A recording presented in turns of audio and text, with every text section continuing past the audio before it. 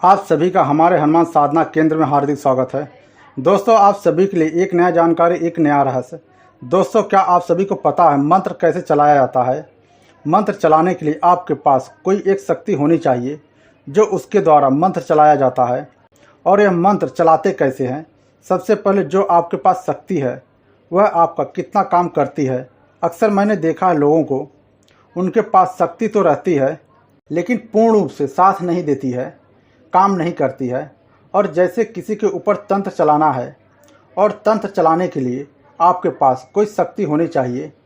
जैसे हनुमान जी के माध्यम से शक्ति चलाने के लिए आप जैसे हनुमान जी का हनुमान चालीसा का प्रतिदिन पाठ करते हैं या फिर कोई मंत्र का जाप करते हैं। जब किसी को बुलाना होता है तो सबसे पहले उस हनुमान चालीसा का पाठ करना होता है। फिर हनुमान जी आते हैं और आप हनुमान चालीसा का जाप कर रहे हैं। फिर उस हनुमान जी की शक्ति के माध्यम से हनुमान जी आपको बताएंगे कैसे तंत्र चलाना है। वह आपको सूक्ष्म रूप से दिखाई देंगे और कैसे बुलाना है।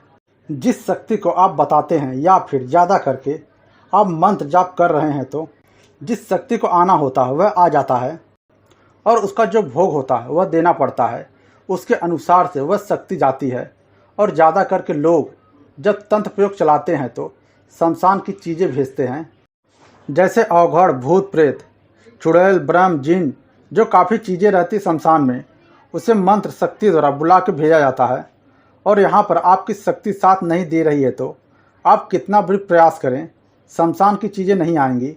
इसलिए मंत्र शक्ति चलाने के लिए गुरु से पूर्ण जानकारी लेकर मंत्र चलाएं या फिर जो आपकी शक्ति है उसके माध्यम से करें। और मंत्र चलाने के लिए आपके पास खुद का सुरक्षा होना चाहिए। जैसे आपने मंत्र चलाया, शक्ति भेजा और वह शक्ति गई और वह उसका नुकसान करना चालू कर दिया, फिर वह चुप नहीं बैठेगा और अपने शक्ति से उसे वापस आपके पास भेजेगा। वही शमशान की शक्ति या दूसरी कोई शक्ति आपके पास भेजेगा आपका नुकसान करने के लिए। इसलिए तंत्र चलाने से पहले अपने शक्ति से पूछकर पहले अपने परिवार का सुरक्षा रेखा बना ले या कोई भी शक्ति को अपने पास स्थापित कर ले जिससे भेजा हुआ प्रयोग आपका नुकसान ना कर सके। और तंत्र प्रयोग में जो शक्ति ज़्यादा चलती है वह माँ काली की चलती है, क्योंकि वह एक उग्र देवी है।